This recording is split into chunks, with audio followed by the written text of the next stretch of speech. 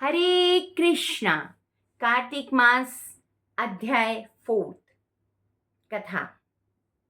नारद जी ने कहा, ऐसा कहकर भगवान विष्णु मछली का रूप धारण करके आकाश से जल में गिरे। उस समय विंध्याचल पर्वत पर तप कर रहे महर्षि कश्यप अपनी अंजलि में जल लेकर खड़े हुए थे। भगवान उनकी अंजलि में जा गिरे। महर्षि कश्यप ने दया करके उसे अपने कमंडल में ले लिया। मछली ने के थोड़ा बड़ा होने पर महर्षि कश्यप ने उसे कुएं में डाल दिया। जब मछली कुएं में ना समा सकी तो उन्होंने उसे तालाब में डाल दिया।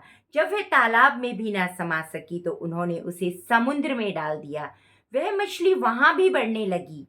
फिर मत्स्य रूपी भगवान विष्णु ने इस शंखासुर का वध किया और शंखासुर को हाथ में लेकर बद्रीनाथ में आ गए। वहां उन्होंने संपूर्ण ऋषियों को बुलाकर इस प्रकार आदेश दिया, मुनीश्वरों, तुम जल के भीतर बिखरे हुए वेद मंत्रों की खोज करो और जितनी जल्दी हो सके उन्हें सागर के जल से बाहर निकाल लाओ। तब तक मैं देवताओं के साथ प्रयाग में ठहरता हूँ। तब उन तपोबल संपन्न महर्षियों ने यज्ञ और बीजों सहित संपूर्ण वेद मंत्रों का उद्धार किया।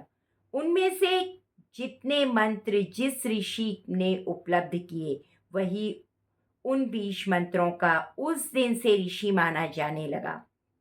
तदंतर सब ऋषि एकत्र होकर प्रयाग में गए।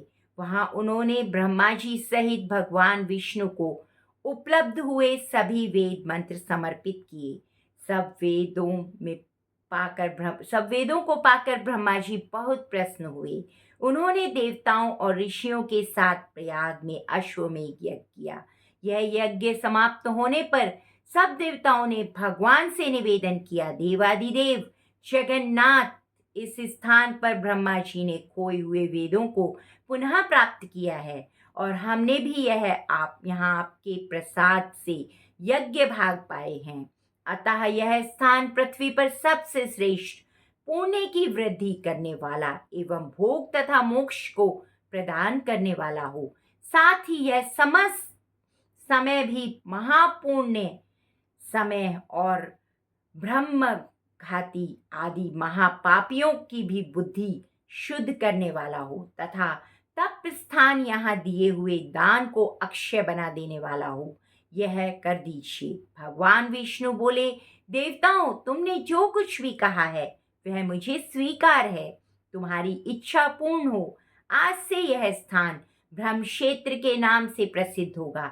सूर्य वंश में उत्पन्न राजा भगीरथ यहाँ गंगा को लेकर आएंगे और वह यहाँ सूर्य कन्या यमुना से मिलेंगे। ब्रह्मा जी और तुम सब देवता मेरे साथ यहाँ निवास करो। आज से यह तीर्थराज के नाम से विख्यात होगा। तीर्थराज के दर्शन से तत्काल सब पाप नष्ट हो जाएंगे।